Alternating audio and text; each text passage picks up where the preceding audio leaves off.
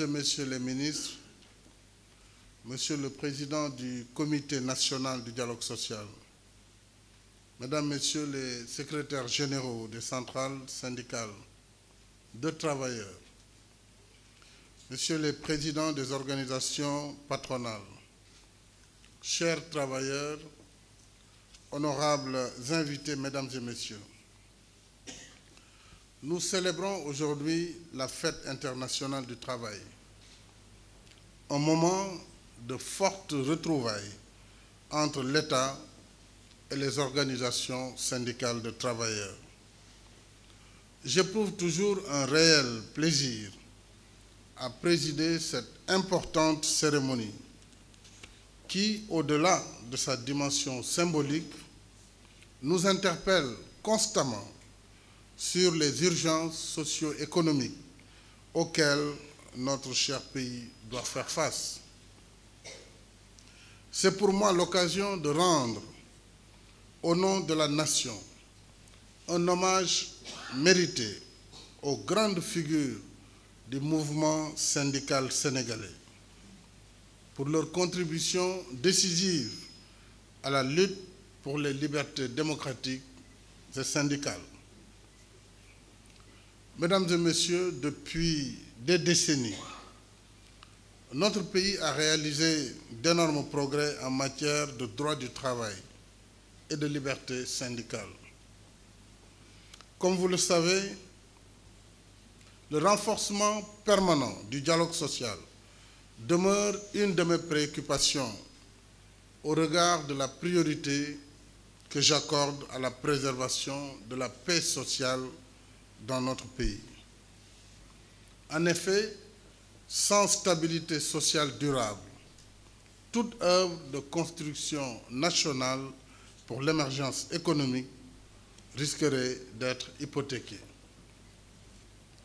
À ce titre, la Fête internationale du travail doit raffermir le dialogue social inclusif entre l'État et les partenaires sociaux et concilier le développement des entreprises et les revendications des travailleurs. Il me plaît dès lors de rappeler les avancées notables obtenues dans le cadre des négociations sur les cahiers de doléances 2013 entre le gouvernement et les centrales syndicales de travailleurs.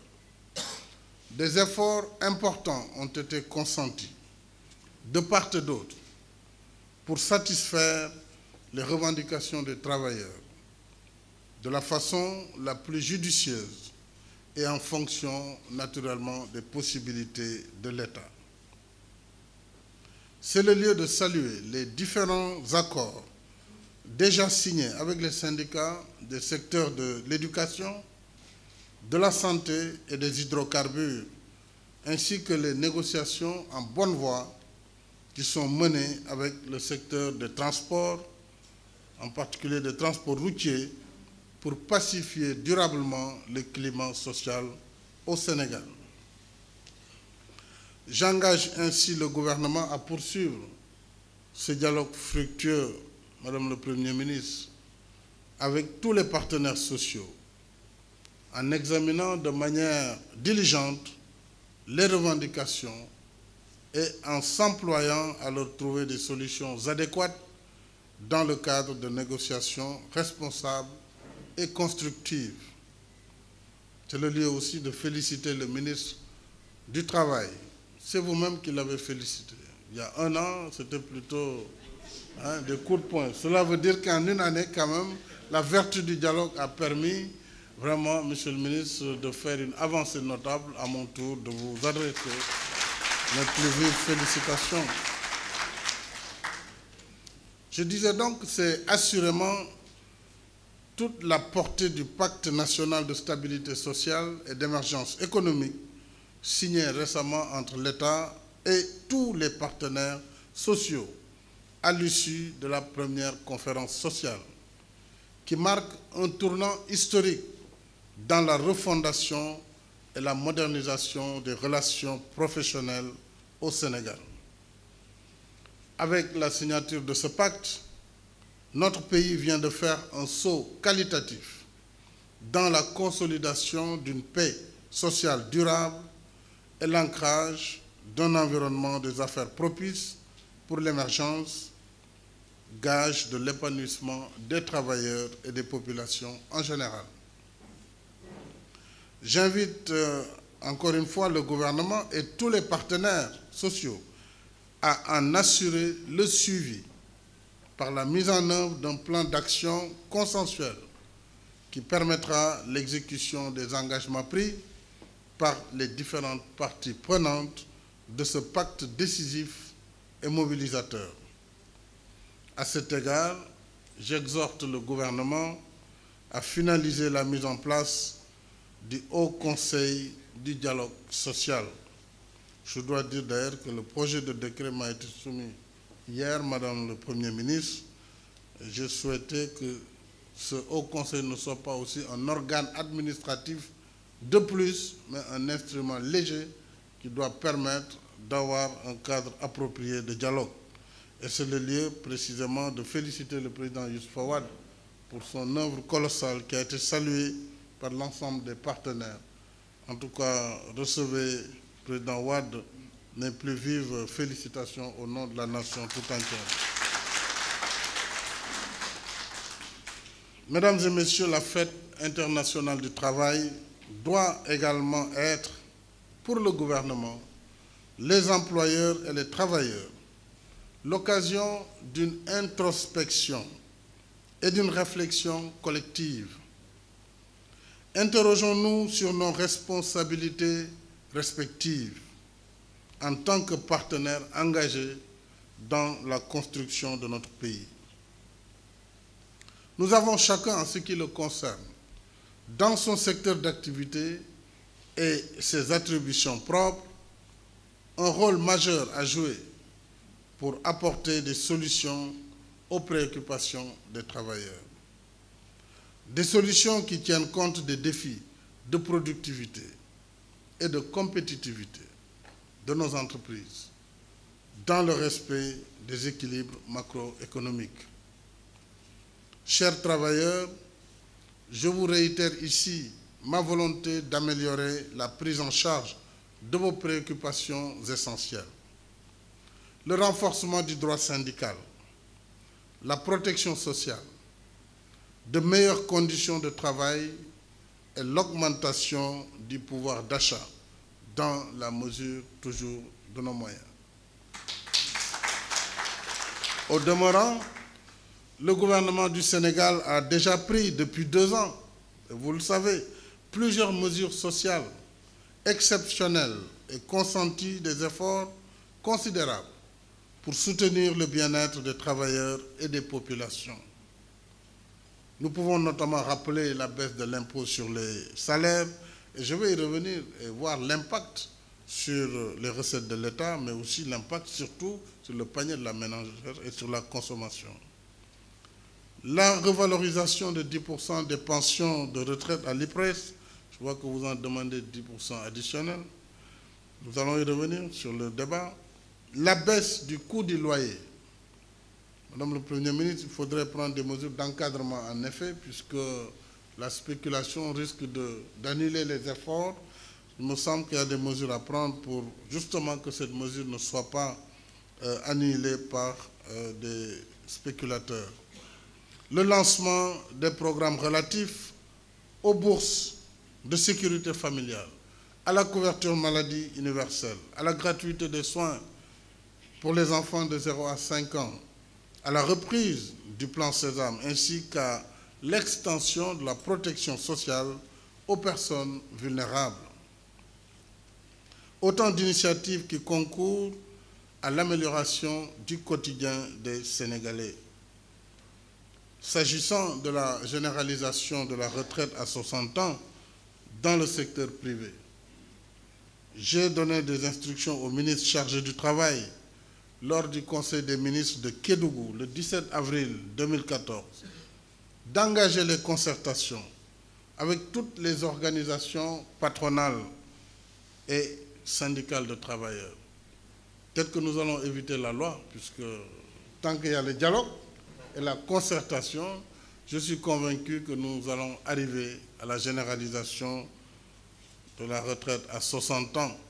Et je sais que le patronat a conscience qu'aujourd'hui, c'est une question peut-être psychologique, mais objectivement, à 60 ans, tous les travailleurs peuvent continuer, en tout cas, les travailleurs peuvent continuer à assumer leurs charges jusqu'à l'âge de 60 ans, puisque la modernité aidant, aujourd'hui, la pénibilité aussi a été réduite. Donc, je pense que très bientôt, peut-être que je ne peux pas encore les engager aujourd'hui, mais ça ne saurait tarder. Je suis convaincu. Chers travailleurs, cette fête du 1er mai doit aussi nous inciter à approfondir les ruptures et à intensifier le sursaut en faveur d'une morale de l'effort et du travail pour ancrer la productivité et la compétitivité dans tous les actes de la vie économique et sociale. J'accorde la plus haute attention au culte du travail et de l'excellence. Nous devons tous en être conscients. Le développement de notre pays ne se réalisera que par le sens élevé du travail bien fait. C'est l'une des conditions de réussite du plan Sénégal émergent, validé par nos partenaires techniques et financiers. Son exécution nécessite l'implication effective des travailleurs et des employeurs dans un élan national pour une croissance forte et inclusive. Autrement dit, nous lançons un nouveau contrat social pour l'émergence et pour favoriser la création intensive d'emplois, surtout pour les jeunes et les femmes.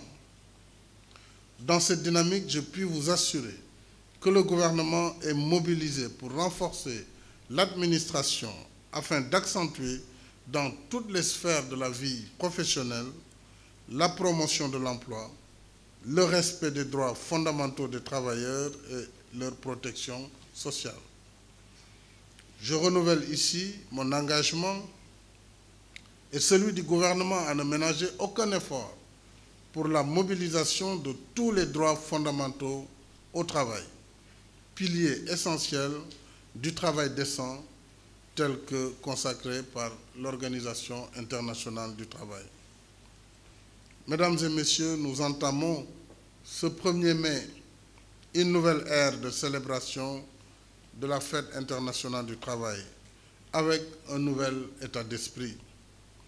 Un esprit de responsabilité collective avec un objectif commun, le développement du Sénégal, afin d'assurer un meilleur aux futures générations.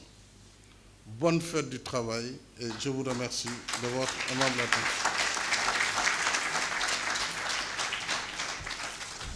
Pour que cette cérémonie ne soit pas simplement protocolaire et un rituel insipide, je vais essayer d'apporter quelques réponses ou quelques réflexions sur les problèmes majeurs que vous avez évoqués sans être exhaustif. J'avais un tableau sur la variation des prix des denrées, mais ce n'est pas la peine d'y revenir puisque vous savez comme moi, sinon plus que moi, les baisses sur les prix des denrées de première nécessité, notamment en ce qui concernait le riz brisé, non parfumé, l'huile en fût, en dosette, où les variations ont pu atteindre 300 francs le litre, 90 francs pour le riz brisé, 125 francs pour le sucre cristallisé, et le lait en poudre, des variations de 100 à 250 francs le kilo selon les catégories.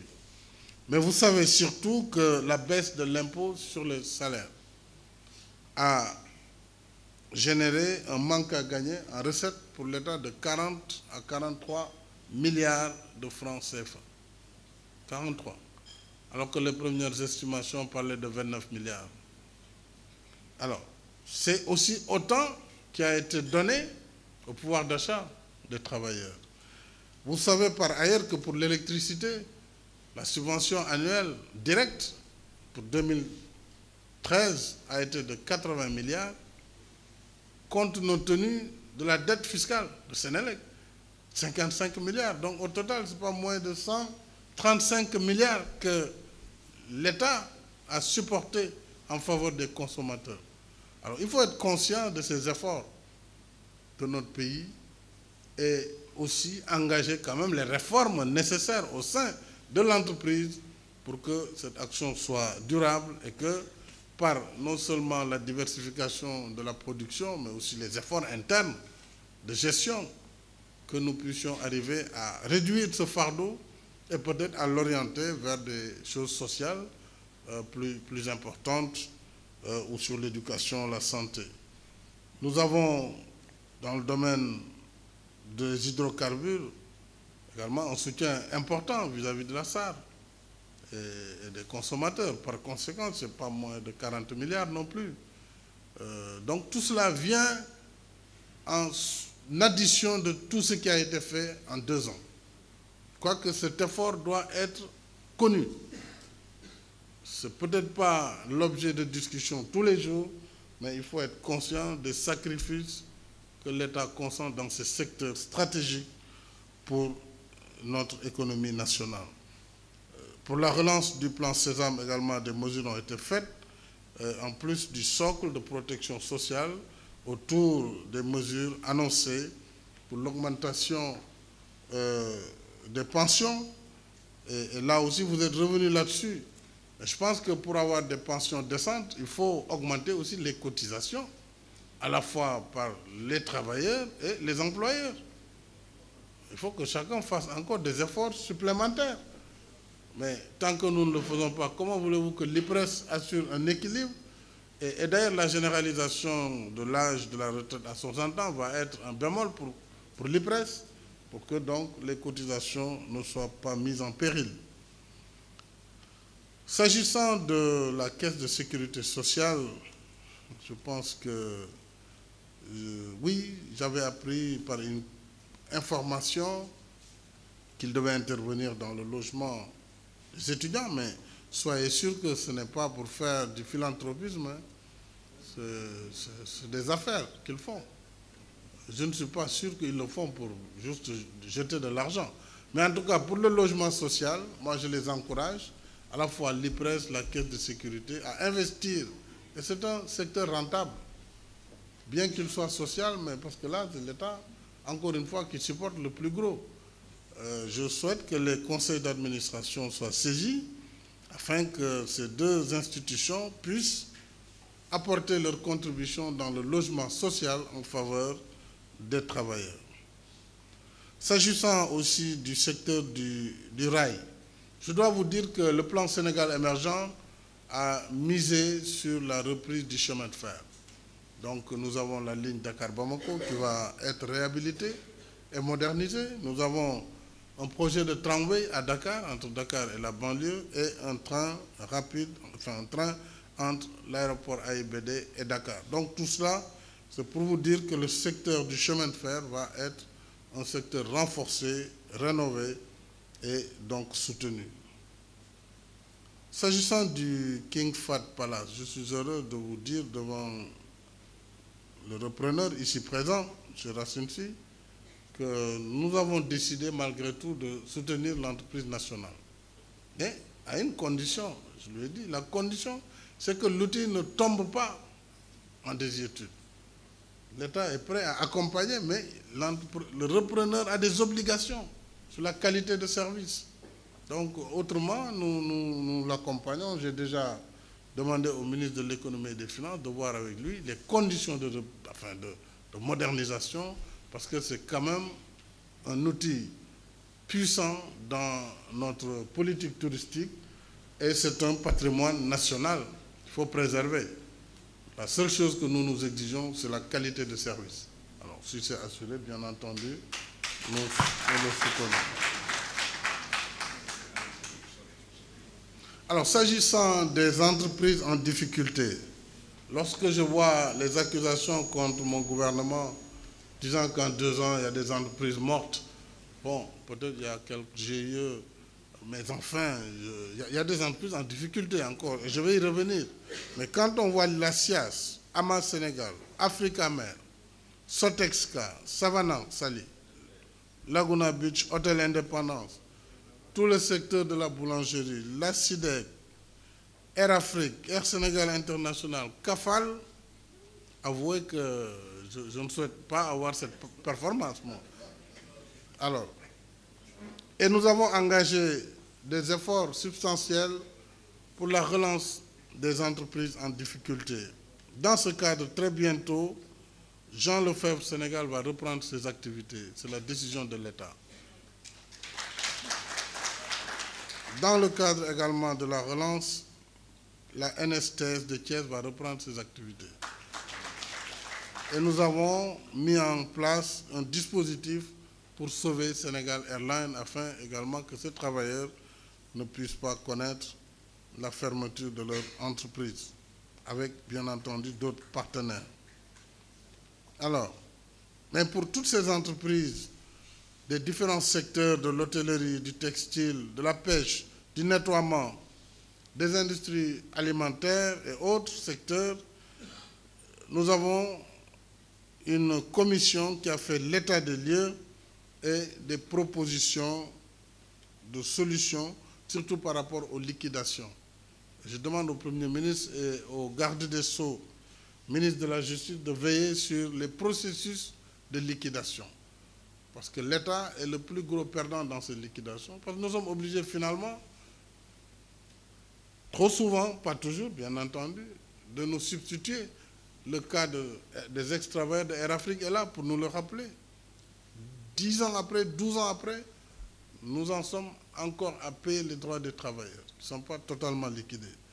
Il faudrait qu'une réflexion sur les conditions de liquidation soit faite afin que les droits des travailleurs puissent être préservés.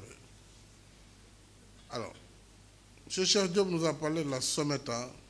Je pense que j'ai demandé au ministre du Travail de faire les diligences nécessaires pour que la sécurité dans les lieux de travail soit assurée par l'entreprise. Il n'est pas acceptable, encore de nos jours, que certains accidents du travail soient fréquents et répétitifs, alors sans que des mesures de sauvegarde ne soient prises. Je pense que toutes les mesures seront prises pour encadrer cela. Et pour les questions de santé, de sécurité au travail, alors c'est ce que je venais de dire, le gouvernement a organisé en 2013, je le rappelle, les premiers états généraux sur les questions de santé et de sécurité au travail. La Caisse de sécurité sociale vient de boucler son mois de prévention et les recommandations adoptées à cette occasion devront nous permettre de prendre de nouvelles mesures en rapport avec l'administration du travail.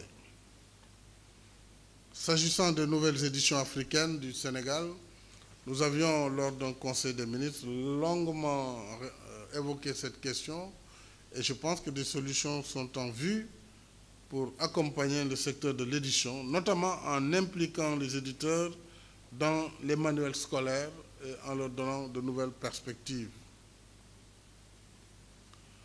S'agissant de la problématique des travailleurs de la direction de la protection des végétaux posée par M. Mamadou Diouf, je dois rappeler que le gouvernement a engagé en ce moment une étude sur le système de rémunération et de motivation des agents de l'État.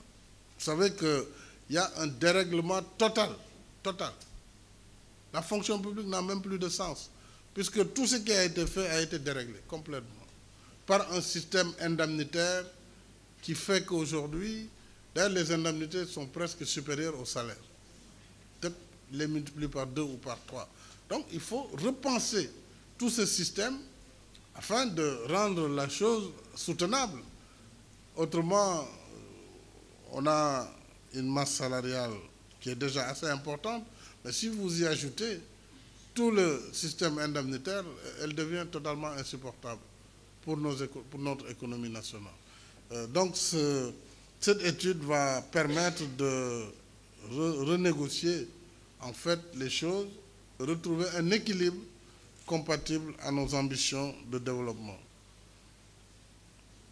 Toutefois, pour ce qui concerne les travailleurs de la DPV, je pense, s'agissant de ceux qui ont été licenciés, peut-être, le ministre me fait dire que la nouvelle direction de la DPV est en train de mettre en œuvre des solutions qui devront permettre de résoudre cette problématique.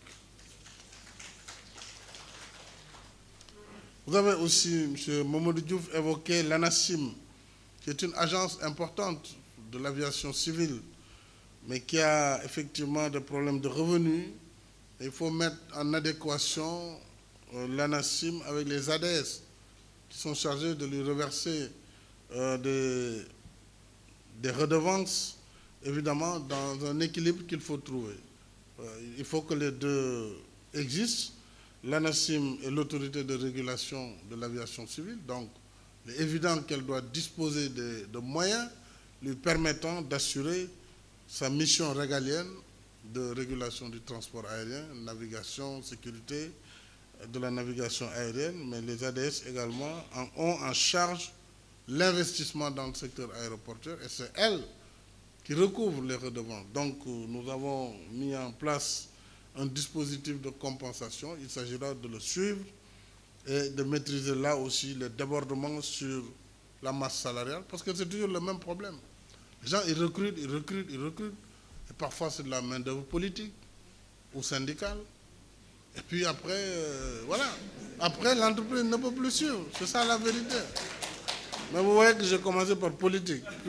Et parfois, il est syndical aussi.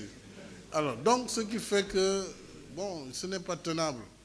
Et tous les moyens de la plupart de certaines administrations déléguées sont absorbés et totalement compromises par la masse salariale. Et il n'y a rien pour l'investissement, rien pour la modernisation de l'outil, rien pour la formation du personnel. Donc ce sont des questions déjà que le gouvernement est en train d'étudier et je pense que nous allons trouver les équilibres nécessaires, tenant compte bien sûr de la situation déjà existante. Alors, s'agissant du pacte de stabilité sociale et d'émergence économique, nous l'avons dit, il faut le mettre en œuvre. Et pour cela, moi j'attends le plan d'action que vous devez élaborer avec le ministre en charge du travail. Et à partir de ce moment, je pourrai vous recevoir. Nous allons valider ce plan d'action pour effectivement un démarrage de notre pacte de stabilité sociale et d'émergence économique. Peut-être cela, si ça va très vite, ça pourrait d'ailleurs se faire à l'occasion de cette fameuse audience que je vous ai proposée. En principe, tout cela devrait être tenu dans des délais assez rapprochés. Alors, je ne reviens pas sur la retraite à 60 ans. Je pense que vraiment nos amis du patronat doivent faire le saut. C'est une question psychologique simplement. Bon, elle est psychologique, elle n'est même pas économique, puisque dans la plupart des entreprises, à 55 ans, après on les emploie comme prestataires de services. Ça veut dire qu'ils savent travailler. Donc, il faut, dans le cadre de la solidarité effective, vraiment que nous arrivions à régler cette question dans les meilleures conditions. Je pense que le dialogue devrait permettre, Monsieur le ministre du Travail, d'arriver à résoudre ce problème. D'ores et déjà, nous pouvons demander à l'IPRES, quant à elle, de modifier ces textes pour éviter le remboursement des cotisations pour les plus de 55 ans. Parce qu'il semble déjà que vous leur restituez des cotisations. Il faudrait modifier vos textes et puis, en attendant que cette question soit réglée dans les meilleurs délais, que donc cela puisse continuer à cotiser. Voilà, je pense que, s'agissant maintenant, dernier point du code de la presse, j'ai déjà indiqué que je suis pour l'adoption du code de la presse. Alors, il avait été envoyé à l'Assemblée il y a plusieurs années avant notre venue au pouvoir. La majorité d'alors ne l'avait pas adopté, c'était les Ibrahim Diouf Nyokobay. Voilà. Maintenant, je vais demander, j'ai déjà demandé, on va demander à l'Assemblée nationale de l'adopter en seconde lecture, puisque personnellement, je suis pour l'adoption du code. De toute façon, nous n'avons pas de problème, nous sommes un État de droit. Et ce que les gens pourraient avoir comme contrainte ou comme crainte ne se pose pas, dans la mesure où au Sénégal, on n'enferme pas les journalistes. Même s'ils font des délits, on les regarde et puis on laisse passer. Donc, il n'y a aucune perte pour nous. Moi, je suis pour l'adoption et je demande au Premier ministre de faire, peut-être adopter encore un conseil ou simplement de faire demander en seconde lecture l'adoption de ce texte dans les meilleurs délais, que ce soit vraiment le cadeau du 1er mai en faveur du secteur de la presse. Voilà. Je vais m'arrêter là en vous remerciant encore une fois et en vous souhaitant une bonne fête du travail.